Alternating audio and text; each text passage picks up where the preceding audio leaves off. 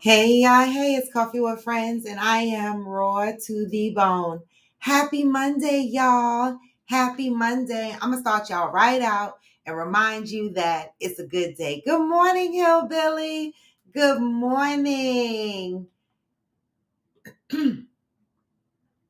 Wake up early, gonna rise in the sun. Step 2, get some good, some food in you. Step 3, think real hard about what you wanna be. Step 4, everybody just do your thing. Wake up, today's gonna be a good day. Wake up, today's gonna be a good day. Wake up, today's gonna be a good day. Wake up, today's gonna be a good day. Wake up, today's gonna be a good day. Wake up, today's gonna be a good day. Wake up.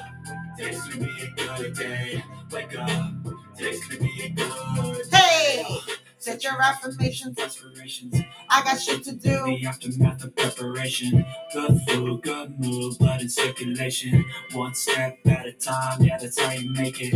Set a goal you control and the steps you take them. I try to pick one thought, have some concentration. And if I make a mistake, it's called education. I try to do this every day, call it replication. Wake up. Today's gonna be a good day. Wake up. Today's gonna be a good day. Today's gonna be a good day, y'all. Today's gonna be a good day. Wake up. Today's gonna be a good day. Wake up. Today's gonna be a good day. Hey! Wake up. Today's gonna be a good day. What? Wake up. Today's gonna be a good day. Wake up. Today's gonna be a good day. Life ain't easy, though. I think there's a reason, though. Ups and downs, just like every different season. Hey! Sometimes Good morning, Ansel. You always gotta fight and hide from the demons, yo. Negative thoughts. A poison we ride. Head full of flies, so here come the clouds. They'll never stop unless I can swap. All the bad for the good in my head. When I'm lost. What? Hey, so I'ma fake it till I make it. Positive thoughts are overtaken. I got patience. One day at a time. It's how you operate a cadence. So flow, you grow, you show yourself the foundation. Stay away from all the shit that causes temptation. I know that I like to do it cause it's sensation. I live my life in my head like a narration. Good morning, Michelle. Best, man, I'll take it. Hey, today's gonna be a good day. Wake up. Today's gonna be a good day. Wake up. Today's gonna be a good day. What? Wake up. Today's gonna be a good day. Wake up. Today's gonna be a good day. Wake up. Today's gonna be a good day. Wake up. Today's gonna be a good day. Wake up. Today's gonna be a good day.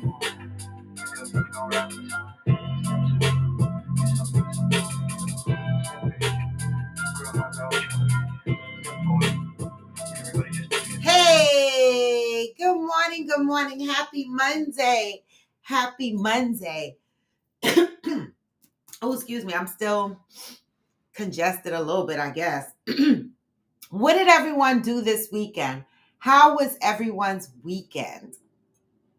My weekend was interesting. It was stressful, and then it wasn't. Okay. Saturday, I had a meeting with my attorney. As most of you know, that I'm in the middle of a lawsuit because of a medical issue that I've already explained. Good morning, Valerie. And so I hadn't spoken to my lawyer since almost a year ago. So I had shut everything down, stopped being concerned about going to trial and stuff like that.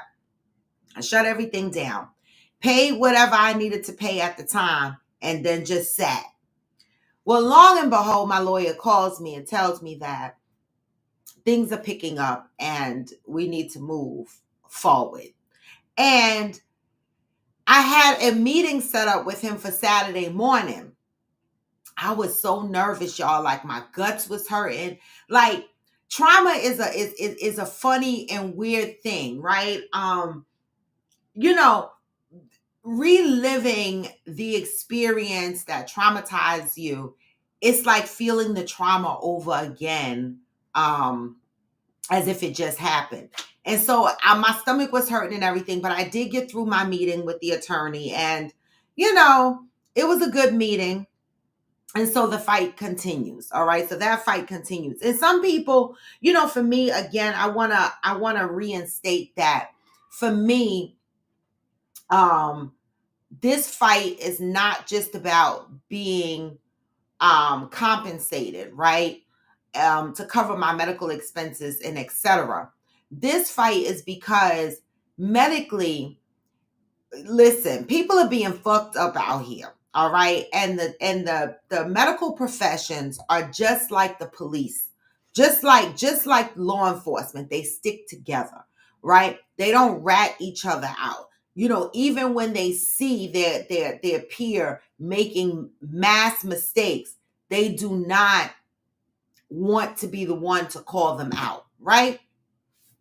That's a real thing. And so when you have lawsuits against law enforcement or medical professions, just understand that it's going to be a fight, okay? Because, baby, I'm in my 8th year of this fight on this case, right? I know that they thought I was going to be that buzzing fly that eventually went away, but I'm still lingering around. I'm going to be buzzing around because, right is right and wrong is wrong. All right. And so that was the bad side of my weekend on Saturday. Sunday, I had a good side because I went to get my wax, y'all. I know, TMI, but I'd be so excited to go get my wax. But this particular trip, I wasn't so excited because I knew it was going to hurt extra this time because I had missed my last appointment, and, it was just more going on there. And so when I went for my wax appointment, which makes my wax appointment interesting, is that I love the feeling after being waxed, right? That's the good part. The funny part of the story is the first 2 times I love my esthetician or whatever they call the wax people, right? But I love her because she cleans me up. She's real detailed, and I just love her. The first 2 times she said, "Oh my God, what do you put on your skin? I get, my vagina." She said, "It's sparkly. It has like glitter on it." And I was like, "Cause I just shine. I'm just glittery. I just shine." I thought that was funny. When she did it the first time, I was like, "Okay, I just shine." Then she did it the second time. I was like, "Okay, maybe I really do got glitter on my shit." All right. So yesterday when I went, she complimented my skin. She was like, "Oh my God, your skin is so nice. Your skin is always so nice."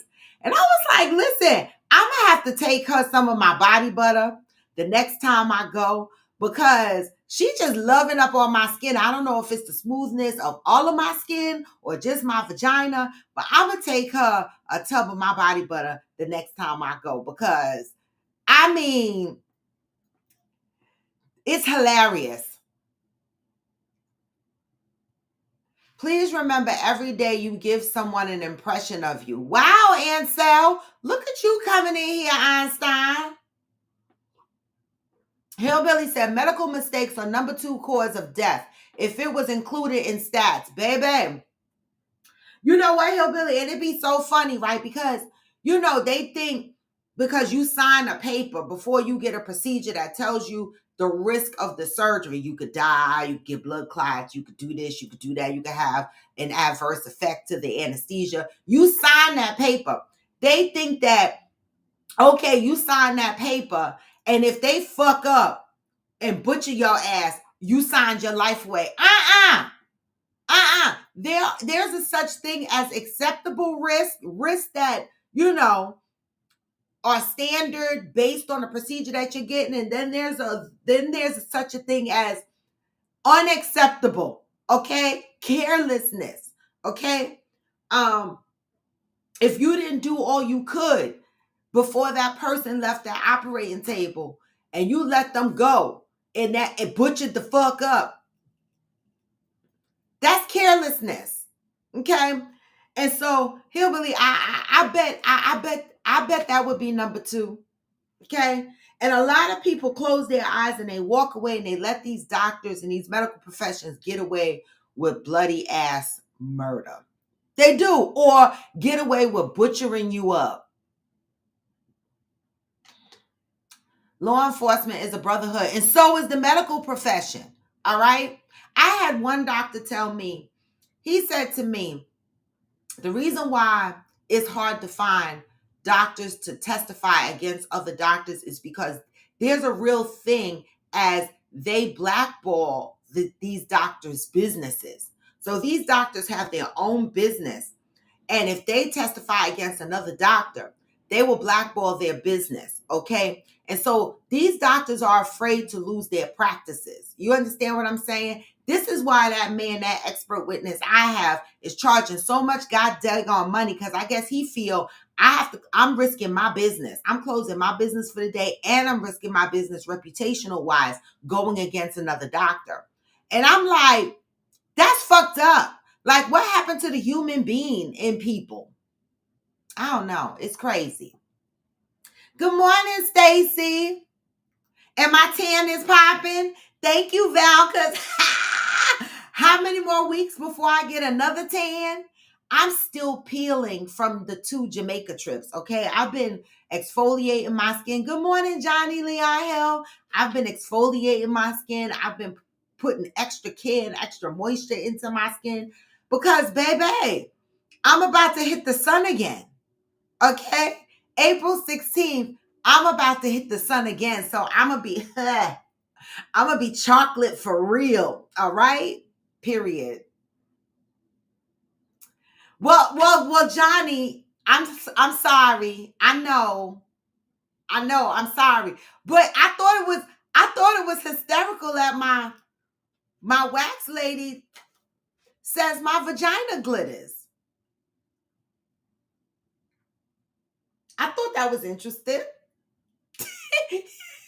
And she said it more than once. That was the funny shit. 2 separate visits. I missed my opportunity. My surgeon messed up on my first surgery. You missed your opportunity. How you know you missed your opportunity? You spoke to an attorney? Girl, never assume you miss an opportunity. Don't assume shit. These bitches are coming out after 55 years talking about Bill Cosby touched me, this person touched me, that person touched me. If these motherfuckers could come out 55 years later talking about somebody fondled them, then I would beg to differ that you missed your opportunity. I would certainly speak to an attorney and get legal advice on that. Okay? Hillbilly said all doctors and scientists are employed to come up with preordained solutions. Well, it's called practicing medicine, right? Practicing medicine. Think about it. Practicing medicine. They're just practicing and hoping to get it right. Hmm. Child. Well, that's unfortunate, Michelle, because for me, it's bigger than the monetary thing. These doctors need to be held accountable. And I sat for a year before I kicked off my lawsuit. And let me tell you something. A lot of people also do not, sue medical professions because malpractice suits are expensive. And there's a risk you could come out with nothing, right? Because if you end up on trial in the jury, like in my case, I'm in my 8th year. And so when, they look at me, right? I am not the person I was year 1 through year 4 after the surgery. I'm holistically doing things like yoga and stuff like that to keep my body, functioning, healing. I am not the same person. So a jury can look at me and go, okay, so overall, your life is okay right now. So there's a risk in malpractice suits, but the fact here is that this is not a case where you have to guess what level of pain I'm in based on a back injury or a leg injury, right? This is a case where there's proof, okay, that my shit was disconnected and I was home and it was disconnected for a week, right? That's just proof. So beyond that, what else is there? Carelessness. The difference between a heart attack and a heart episode is the insurance, baby. This is why, listen, Luigi, I know the man in jail for shooting at for shooting a CEO, not shooting at, well, shooting at and shooting.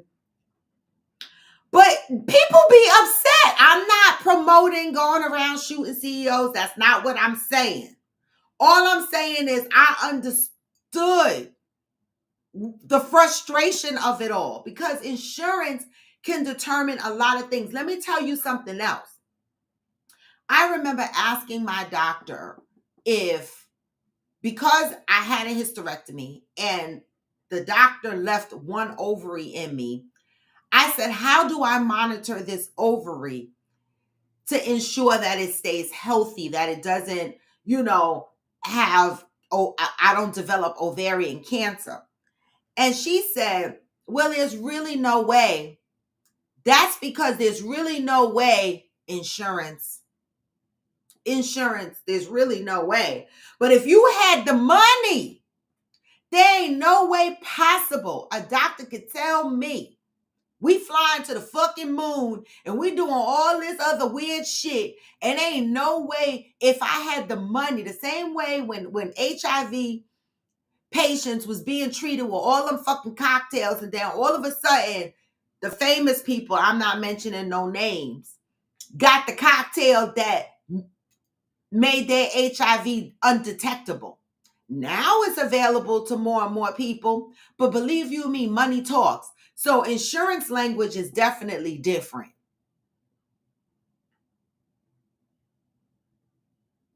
Oh, Ansel, are you serious? That's how the military do, y'all? Practicing medicine. Right, Hillbilly. Hillbilly said if you hurt my wife with a pew-pew or a scalpel, you fucked up, baby. But I'm going to be honest with y'all. I'm so tired. I am. Like, this case has burnt me out. Literally has burnt me out. I'm tired. Like, if they were trying to burn me out, they have certainly done a good job burning me out. I'm still that fly buzzing around, but I'm tired. I'm just tired. I just want the shit to be over. Whatever happens, happens. I just want it to be over. Okay? That's it, and that's all. But let's get into the positive read for the day. Today is March 24th, and we are in the month of awareness. All right. Now, this is a good message today. And I have a follow-up question after I read this message. What time is it? Because I have a meeting at 10 o'clock. I I have a follow-up question after I read this message, right? And then I have a video that I want to play that's separate from this message, okay? And so I just want to preset that. So today is March 24th, and it says, I open my heart and mind to be aware. People can see things about me that I cannot see about myself. People can see things about me that I cannot see about myself. When someone points out to you all the stuff that you have been ignoring, avoiding, or denying, don't get mad. You see, life uses people as its eyes and its hands. The person is simply a tool. They're life's tool. They are being used by life to work on you because you have been resistant to working on your stuff. You can always tell when someone is saying something that you are resistant to hearing because it hits you in the pit of your stomach, or it makes your ears hot, or it causes your face to flush. Your first reaction may be to cut them off. There's people missing on this lot. This is a good ass message. Your first reaction may be to cut them off, or the moment they finish, you attack. The moment you find yourself doing this, stop. Ask yourself, why is it so hard for me to hear this? What is it that I'm resisting? Good morning, Shirley. When you feel the need to defend yourself, people are in your stuff. We are not addressing the situations in which you are being falsely accused or when you know the person does not have complete information. Nor are we addressing those situations when people dump their stuff on you.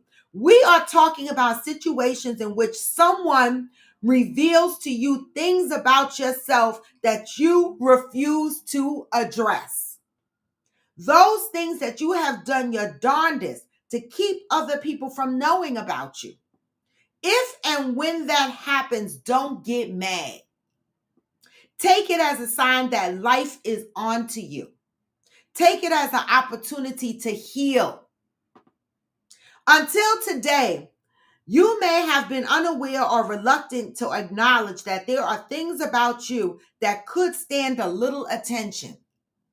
In fact, you may have overreacted when people pointed them out to you.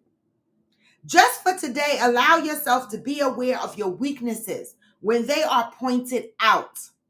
Pay particular attention to those things that upset you or make you angry, and when they are pointed out. Consider yourself blessed that the spirit of life is bringing them to your attention. Today, I am devoted to allowing life to reveal to me things I need to know about myself. Woo wee. People can see things about me that I cannot see about myself. That is a deep ass message. How many times have you tried to tell somebody something that you've observed about them and they cut you off, attacked you, turned into an argument, and deep down inside, you thought you were only trying to help, right? Or trying to bring light to a situation. But instead, it causes an argument. Then y'all are both frustrated. Why is it we get so defensive? And I'm not talking about, just like the message said, we're not talking about people that try to dump their shit on you. We're not talking about people that are irrelevant, that don't know all the facts and the things around your life. We're talking about people that are in your life, your friends, your family, right? Anybody on here ever tried to talk to their parent? Like, this is one of the famous conversations that I hear people complain about, right? They will try to tell their mother things that they see that their mother is doing, right, that needs to change, right? And the constant complaint is the mother will interrupt them. The mother will say, no, you don't know what you're talking about. It'll turn into this big argument and this big disagreement. Why do we get so defensive? Okay? When I used to try to talk to my son and I would tell him stuff, he used to get so angry. It used to turn into a big argument. He used to go to 100. And I'm like, why do people get so defensive when those in your life bring stuff to your attention that you need to do better on? You need to fix. You need to pay attention to.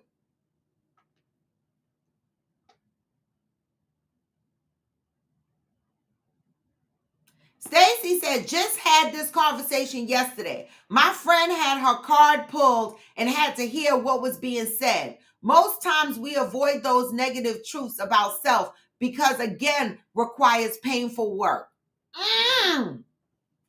Painful work. Painful work. And so what you talking about?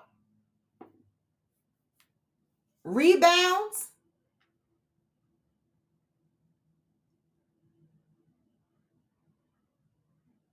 Wait a minute, Hillbilly. Wait a minute. Hillbilly. No, sir. No, sir. No, sir. You are not going to get off that easy. Okay? What the?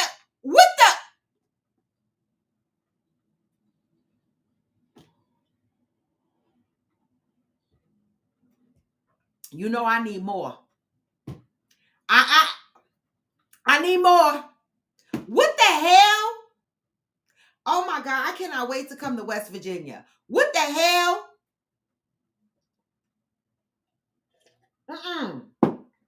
Hillbilly, I need more to that story because why? Why?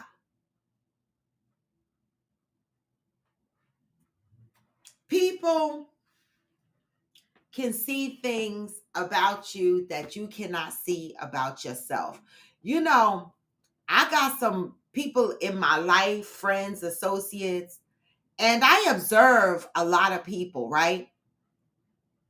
And this is true. But I be minding my black ass business because I know people get defensive. And if I'm not close to you, I probably will not tell you what I see, right? Because you're probably not going to give a fuck, right?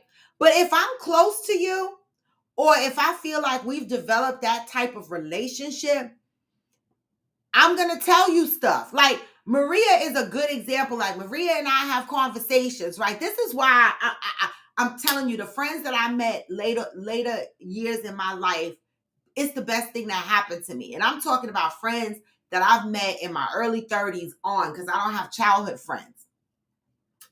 But Maria is a good example. The reason why I say I'll be loving my friends is because some of them are so fucking honest. And when I say honest, not just honest to strangers, but they are honest to one another, each other, us. Like if I'm doing something, or and it ain't right, they will call me out on it. Now Maria might be like, bitch, you know you wrong, but I'm here for the shits. I'm gonna support you through it, or whatever the case may be. If she's doing something fucked up, I'm gonna be the same way. I'll be like, bitch, And the one thing that's so beautiful about our friendship is that even when I'm dead ass serious and I'm against something or she's against something, we never get mad. We sit, we listen, we try to, work it out through conversation. You know what I'm saying? And that's a level of maturity that I just love. Like, and then there are a population of people in my life that now I just don't say stuff. I just be like, just shut up, because if you open your mouth and you say something to them, it's gonna come out as an argument. It's gonna be defensive. And it's exhausting. But for those people that take offense to everything someone close to you says to you that points out about you, y'all need to do a fucking self-assessment. Why you get mad when somebody tells you something about yourself? Good morning, mother. Why get mad? Now, I used to be that person. Somebody says something to me, I'd be like, I don't give a fuck, right? Now I'm like, okay, I hear you.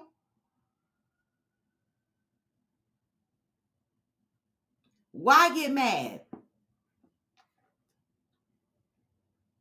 Um, 4 bitches playing categories ended in feelings.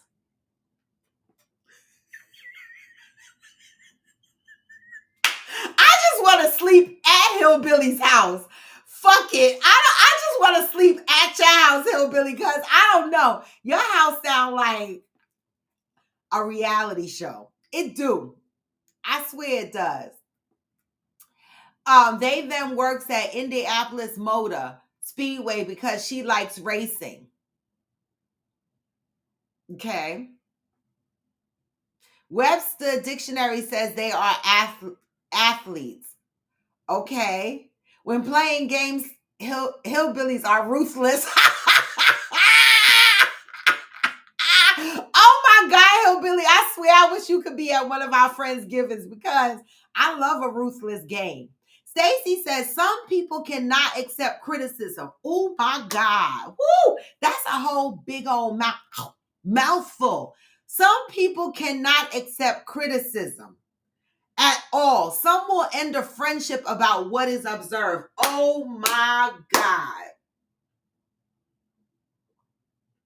So, what type of friendship do you really have if you can't give criticism? What kind of relationship? Good morning, Georgie. What kind of relationship are you really in? Or do you really have with your friends? If you cannot give constructive criticism.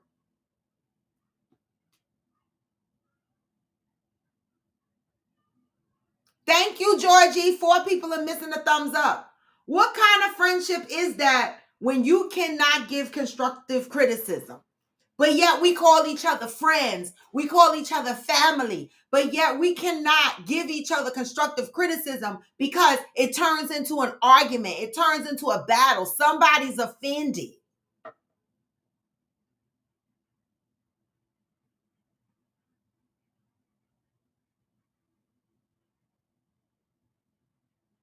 You know, I never wanted to be the smartest person in the room, and I'm not. Because if I'm ever the smartest person in the room, I'm changing my friends. I don't want to be the smartest person in the room because I continue to want to learn new things and continue to grow and learn myself. And let me tell you something.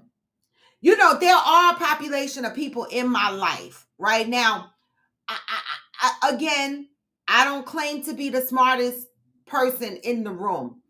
I've been through a lot, right? I've been through a lot, right? And I have always been in survival mode. I'm still in survival mode. You know, it's so crazy because when I pray that one day I can live a life not in survival mode and know what that feels like, okay?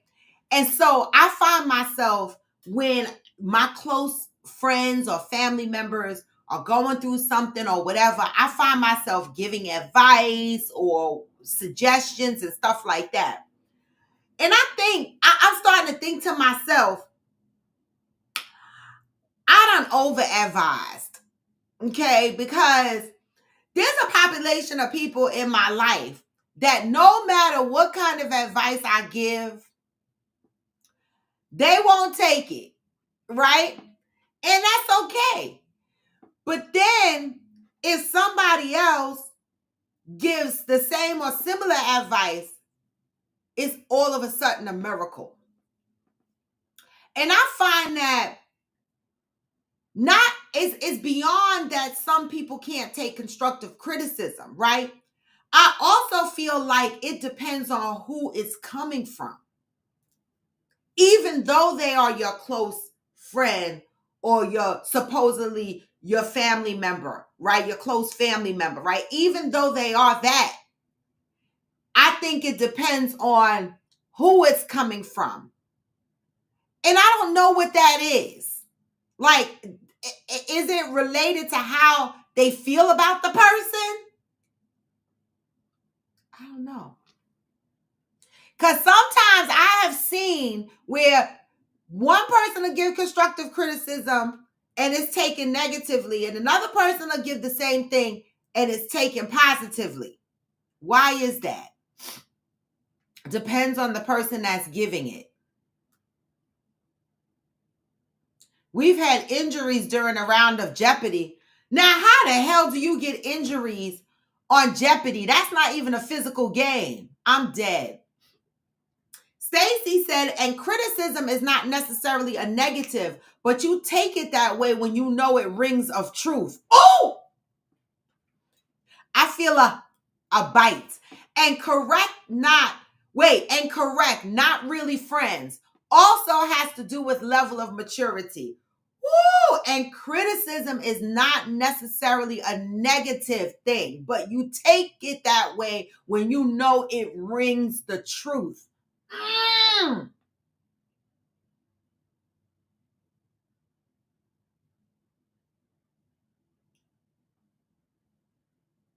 Mm.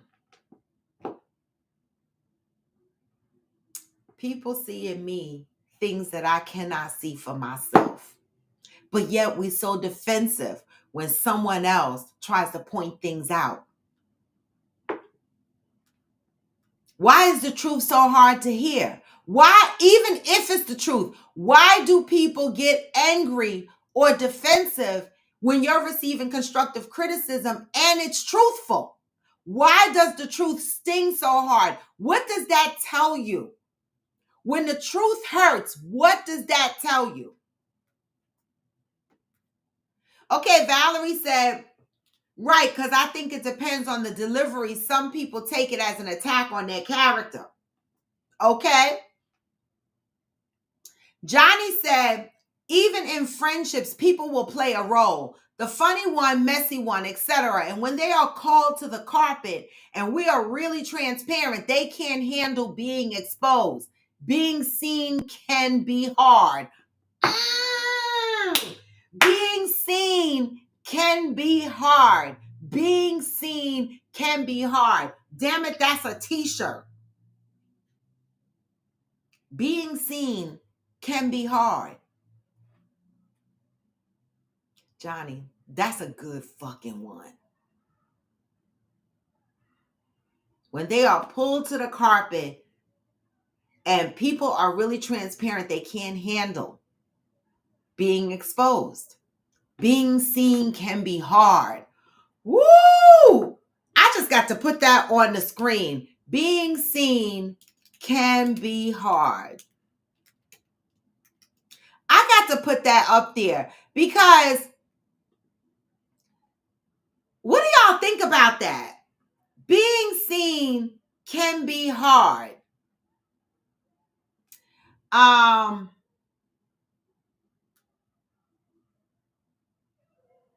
lot of men don't realize women give it because they don't want that energy around them. What, constructive criticism? We still right, because I'm still trying to figure out the he, she, and what happened at the categories game. If a stranger say it, she, he can blame that stranger. If you it's not about the he, she. This is about the topic because hillbilly. I'm still okay. If a stranger say it and she, he can blame that stranger. If you or a close friend gives that advice, then them don't want to blame you. So they let it lay there. Stacy said, unaddressed issues when brought to light, not always received well. So how do we address unaddressed issues if we can never bring them up? How do we address unaddressed issues if we can never bring them up, but yet we call each other friends. We call each other family, right? But we can never bring these things up.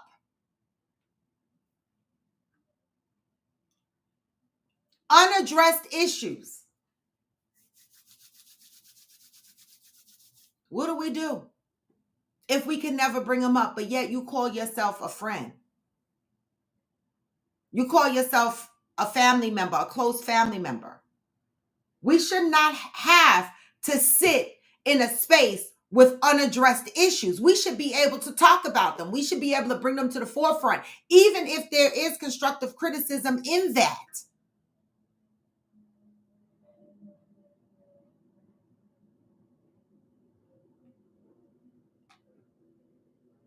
Stacey said, I let them live. Being seen can be hard. This was a message for that ass. I hope some of y'all sit in this, right? So the next time y'all having a conversation with someone, okay, and they're close to you and they're giving you some advice or they're giving you constructive criticism, don't bite their fucking head off. Don't turn into an argument and don't interrupt them when they're speaking, right? Because the first sign of being defensive is you interrupting people when they are speaking, especially when they are giving you constructive criticism or talking about an unaddressed issue. Soon as you interrupt, two things happen. It stung you because you know the shit is true, like Stacey said. And number two, you don't want to deal with it. So you fight against it by interrupting. And then it turns into an argument. And it remains unaddressed. And guess what? On the surface, your relationship looks good, right? With these friends and with these family members, right? Your relationship on the surface looks good. But deep down inside, there's resentment building because unaddressed issues will bring resentment. And deep down inside, that's what we'll be living. Stacey said, because there are levels to everything. And my thing is, how much do I want to invest in that person? Well, that's why I said, is it truly your friend? Are you truly close family members, right? Because then if you're not, then don't invest shit. Right? Absolutely, Ansel. Everybody gives advice. It's like an asshole. We're talking about your close friends and your family members. We're not talking about passerbys. Valerie said, then also when not received well, it changes the dynamics of the friendship. Know thy friends. That's the other thing, right? If I was a sensitive person, I could never survive my friends. I mean, friends that date back to my girlfriend Doris. Ain't nothing sensitive about her. If she is calling, if she's gonna call me out, she's gonna call me the fuck out. Okay? Know thy friends. Right? I had to learn. I said, oh my God, this is her way. This is her. It's just who she is. And that's her way of loving me. And so some people might look at her delivery and go, oh my God, her delivery is off. But know thy friends. Some friends, you might have some friends that are more sensitive and soft-spoken and delivery is all nice like roses. And then you might have some friends that be like, listen, it is what it is. And this is what the fuck I have to say. Know thy friends. Okay? Because my friends are not sensitive. My girlfriend Nancy, I done told y'all she bought me a whole chicken to put on my Pandora bracelet because she called me a chicken head. Know thy friends. And she did it with love. She called me to the carpet, made me wake up and come out of that stupid feather business that I was in. Know thy friends.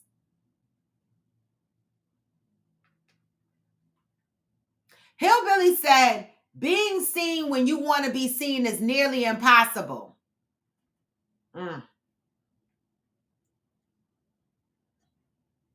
That has depth.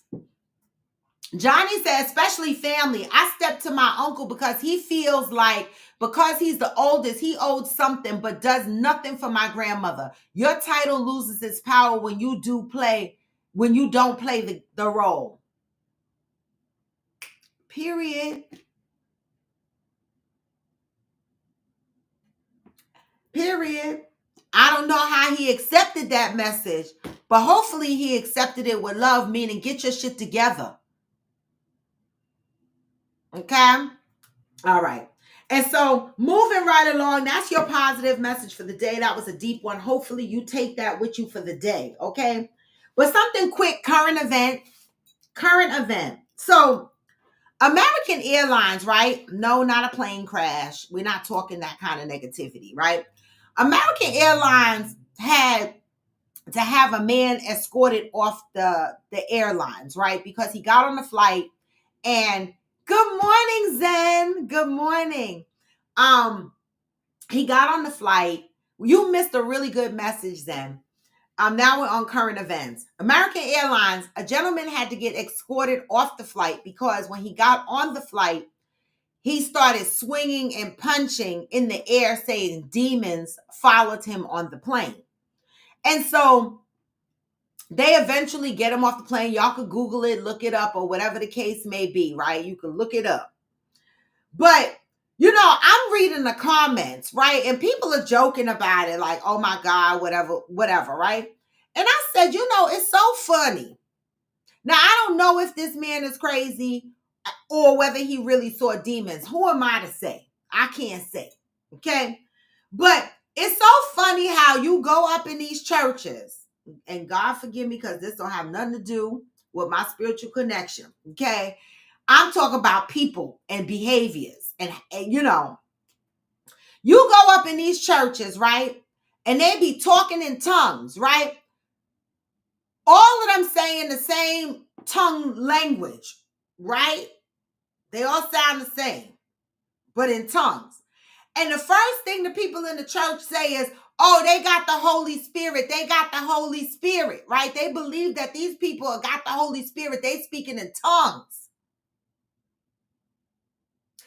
As soon as an MFer say, I see a damn demon, don't nobody believe them. They think the motherfucker crazy. Can y'all tell me why is that? Like, why is that? I'm not understanding. That man he might have seen a demon. Because to me, you can't believe one thing and not believe the other. I don't know. So look it up if you want to. American Airlines, the man was escorted off. I hope they didn't arrest this man. They probably sent him to a nut house. You said, that scares me when they start jumping up and down, baby. The few churches that I've been to where they get the Holy Spirit and jump up and down and speak in tongues, I get up and get out the way because they be falling on the floor doing all kind of thing, right? And people be like, oh, they're anointed. And I'm not saying they're not. But as soon as a motherfucker say, I see a demon or I feel possessed or something is wrong, I feel an evil spirit, they deem the motherfucker crazy. Like, I'm not understanding that. Like, when I see shit like that, I be like, ooh, Lord, cover me, because, baby, can't believe one without the other. Demons scare people regardless of faith. Well, doesn't mean we don't believe, we ignore the fact that the man could be telling the truth. I know demons scare people, but the denial that they exist, but the acceptance that the Holy Spirit exists. Like, you can't believe one without the other, right? You just can't. I can't go to those churches where they bring out the white sheet. What's the white sheet? The hell? What's the white sheet? Listen, don't go to any church anymore.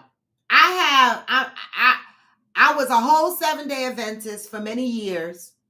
And then I did the non-denominational churches. And then I tried other churches when they were speaking in tongues and jumping around. It was too much for me. I had to go. I can't do that. And so I do my prayers in my house because uh-uh.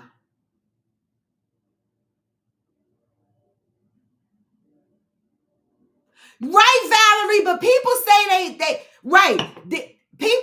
People still don't believe it. Like some people on those videos on TikTok and Instagram, they be like, "Oh my God, please cover me," whatever. But baby, why do people not believe it?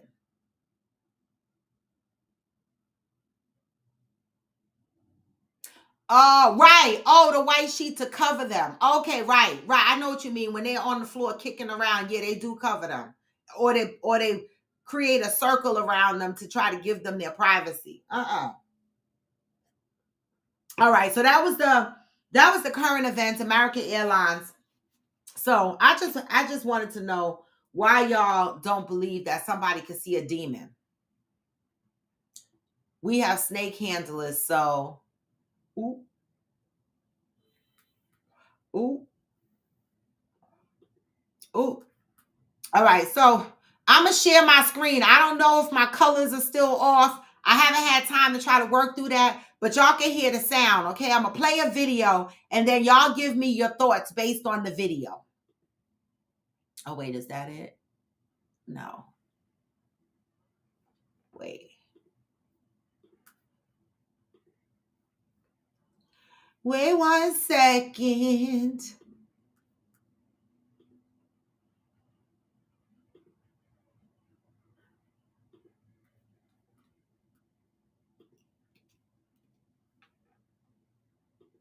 We both been scarred. We both been hurt. We all need therapy. So can we be a safe space for one another? Can you teach me how to love you? Can you teach me how to be compassionate to you? Can you teach me how to be the man that you need me to be? And I'm gonna teach you how to be. Because what we gotta realize is I come from one environment, you come from one environment. It's impossible for us to see the world the same way. But if we don't talk about it, how can we ever walk the same way? I come from where I ain't even know about no love. My hard work was love for me. Get up in the morning, do this, do that, that's love. You got a roof over your head, that's love. You got food on it, that's love. You come from a whole different environment than him. So y'all come from two different environments. The only way y'all gonna meet down the middle is y'all talk about what y'all came from, what hurt y'all, and now y'all can help each other move a little forward. We gotta exceed our own expectations. We both been traumatized. We both been scarred. We both been hurt. We all need therapy. So can we be a safe space for one another? Can you teach me how to love you? Can you teach me how to be compassionate to you? Can you teach me how to be the man that you need me to be? And I'm gonna teach you how to be. Because what we gotta realize is I come from one environment, you come from one environment. It's impossible for us to see the world the same way. But if we don't talk about it, how can we ever walk the same way? I come from where I ain't even know about no love. My hard work was love for me. Get up in the morning, do this, do that, that's love. You got a roof over your head, that's love. You got food on it, that's love. You come from a whole different environment than him. So y'all come from two different environments. The only way y'all gonna meet down the middle is y'all talk about what y'all came from, what hurt y'all, and now y'all can help each other move a little forward. We gotta exceed our own expectations. We both been traumatized. What you think about that message? We both been traumatized. We both been hurt. Relationships. What do y'all think about that message?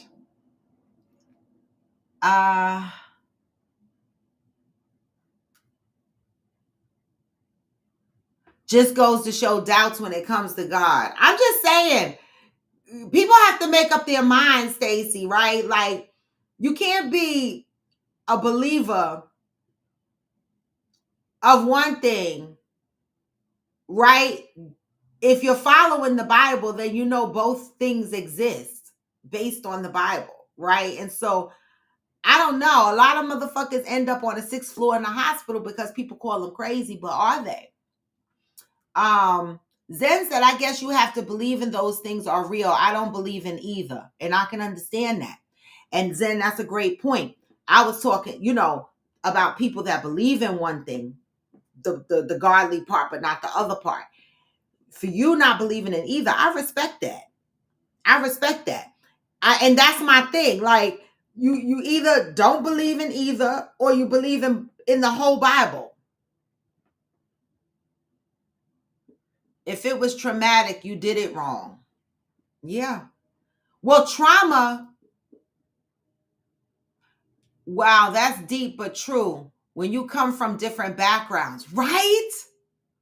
Like one of the key things that he said was, do you talk to each other about the things that have hurt you in the past? Do you talk to each other about the things that hurt you in the past?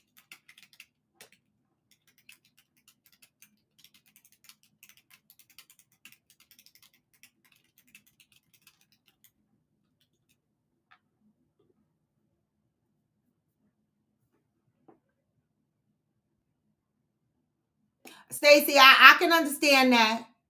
I can understand that. I can understand that. For those in a current relationship or even a past relationship, right? Or even a person that's thinking about getting into a relationship, do you talk to each other, or would you feel comfortable talking to a significant other about the things that hurt you in the past? Because a lot of people are holding on to things that happened to them in the past in fear of judgment, right? We don't want our partners to look at us differently, so we hold on to them. But if we're holding on to them, then how are we getting over the trauma? How do we build together if we're not sharing our background and the things that have hurt us in the past?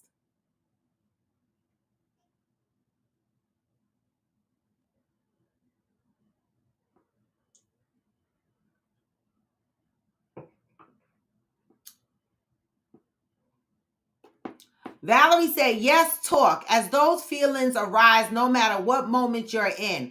Being an open book and no judgment. Transparency.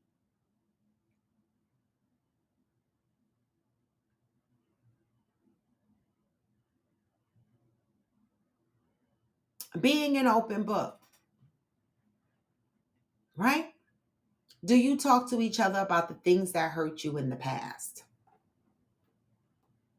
A lot of people don't. They just hold it. And when they get into arguments and stuff, things that'll come out of a person's mouth will be, you don't know what I've been through. Okay, no, I don't. So tell me. Tell me what you've been through so that I can have a better understanding. Stacy said, for me, I am not continuously revisiting my past as I cannot change it. I address it and move on. As long as it doesn't show up in your relationships, right? As long as it doesn't show up in your relationship, Stacy, that's fine. Move on. But there are plenty of people that are in relationships where their past, irregardless to whether we think we've dealt with it, whether we think we've resolved it, or whether we think we just pushed it into the back of our minds, things that occurred in our past will show up in our relationship somewhere, somehow, right? And phrases that will come out of people's mouth is, you don't know what I've been through. I am the way I am because of how I was brought up. That's all related to your past. But if people don't talk about it and people don't have that level of conversation, how do you truly get to know each other? How do you truly get to heal? How do you truly get to grow together? Right? Like, my past was fucked up. I don't live in my past. I have forgiven the shit that has happened in my past. But no matter the resolution I have with my past, because of the things that I have gone through in my life, it has formed me to the person I am today. And my reactions and my choices, okay, subconsciously and consciously, are tied to my past.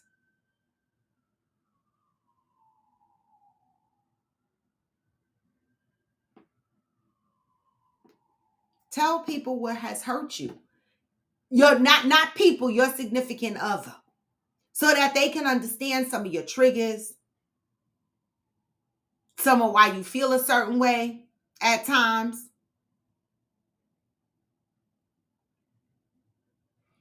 Zen said, I have absolutely shared those things with Eric. He's my safe space. Bam. And that's the point. Feeling safe enough to have this level of expression in your relationship. Do you talk about the things that hurt you in the past? And he's also shared with me. I love that. Valerie said, I think when I'm in a relationship, I share details of my life, my pain, and my struggles.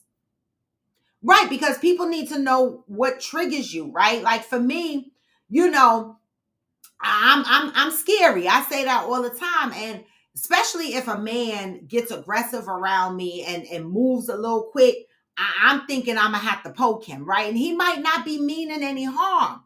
But I have seen my mother go through physical abuse. And for whatever reason, I don't be in an argument with me and be moving at the same time. And so I tell people this up front about me so that they understand why I might react a certain way if they are a bit aggressive and they're moving at the same time. If they see me getting closer to the knife block, I done told your ass that makes me nervous.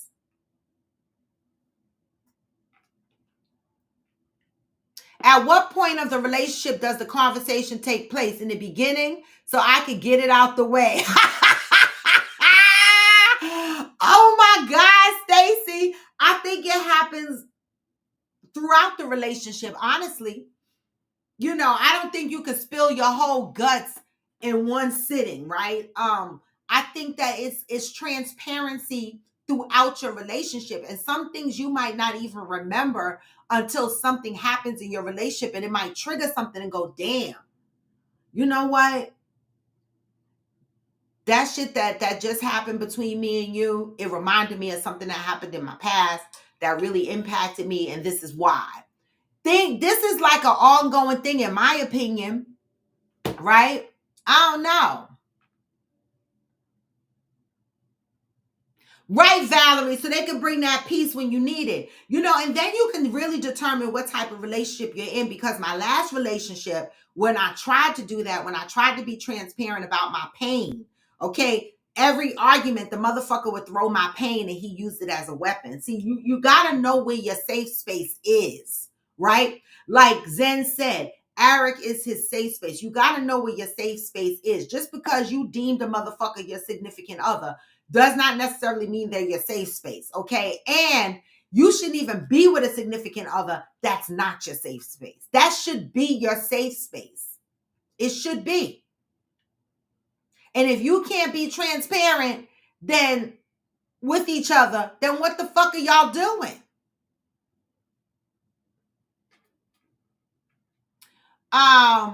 Hillbilly said, the conversation takes place from the beginning to the end. Yes, Hillbilly, yes. Zen said, as Stacy, I don't know if there's ever a certain time. It kind of comes out when it comes out. It's not necessarily a conscious thing, at least in my experience. Yes. This is what I'm talking about. This is why I say I don't want to be the smartest person in the room. Y'all doing it up today. Okay? Valerie said, right. Know what I'm dealing with over here. Comfort my needs and be understanding. Give me grace.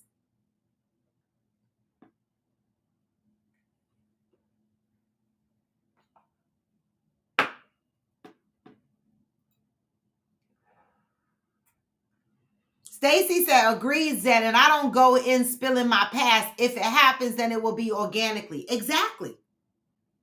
Exactly. I agree with that. Hillbilly said, a true partner is about sharing. Let me put this shit on the fucking screen. A true partner is about sharing. The true partner will heal what is broke if you do the same. What?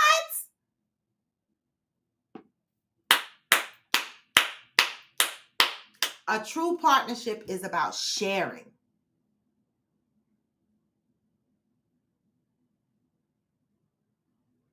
Hmm.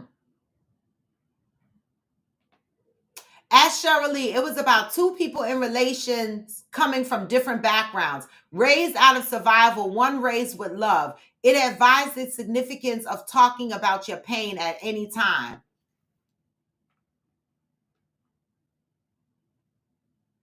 Cheryl Lee said, I didn't hear the video, but in my opinion, unless you have dealt with and healed from past trauma in your life, it will show it one way or another in the relationship. Exactly. Yep. Yep. Thank you. Zen, don't you love that statement from Hillbilly? Don't you love that? Man, some of y'all not in real relationships. Cause I got a meeting in 20 minutes, so I gotta start winding down. But today was a good day. We had a good message. We had a great video. And hopefully some between the message that we read today, okay? Sometimes, people can see what I cannot see about myself. And as Zen came in the room, or Hillbilly mentioned, or Johnny Leon, I think it was Johnny Leon. Johnny Leon Hill mentioned being seen is hard. Being seen is hard, right? That is for those that struggle with taking constructive criticism from their loved ones or close family members, and they come back, defensively, right? Because being seen is hard. Seeing things about yourself that's true that you're not ready to address sometimes is hard to deal with. So that was today's message. Then we got into a video where we talked about, all of us have dealt with some trauma, but when you come together in a relationship, one of the things about growing together and healing together is being transparent with each other, right? Sharing the things that have hurt you in your lifetime, right? Your partner is your safe space. Both of y'all have gone through some things, but how are you supposed to grow together if you don't know how or where this pain came from that y'all are tackling against? I love it.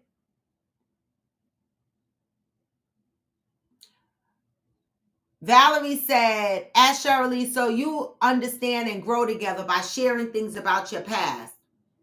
I love it. Y'all, I love today's message. Today was the bomb. Hopefully all of you guys gave me the thumbs up. Hopefully you have a beautiful rest of your Monday. I got to go. I got to get prepared for this meeting that I have coming up at 10 o'clock. And it's a long ass meeting. It's like an hour and a half. And so I'm going to be stuck to my keyboard and my monitors for the next hour and a half. All right. But with that, y'all, have a blessed Monday. And I'm going to send y'all out on some good vibes and remind you that it's going to be, we already said it's going to be a good day. I'm confused this Monday. Give me pass. No matter, even if you feel low and slow, you can still what? Even when you feel low, you can still go. Hey! Even when you feel slow, you can still go. Even when there's no hope, you can still go. I never answer to no, man, I still And I don't. This is Coffee with Friends, and I am Roy to the bone. Come back tomorrow, y'all. Move with peace and love and get this message on the way out. Hey! Go. Hustle hard, hustle every single day. I'll be making moves till I'm buried in my grave. Hey! To the system, I don't wanna be a slave. I've been doing shit my way, on the highway. And in the driveway is a nice range. Cause I got through the climb, I invite pain. You never hear me, bitch, nah, I don't complain. Hey. Just gotta flip the switch and you can go and obtain Anything you want, anything you need. your mind's got the key ingredients, believe. Never see with the negativity, but I just slide right by that energy. Even when you feel low, you can still go. Even when you feel slow, you can still go. Even when there's no hope, you can still go. I never answer to no, man, I still And I don't, y'all. Peace, I'm out. go.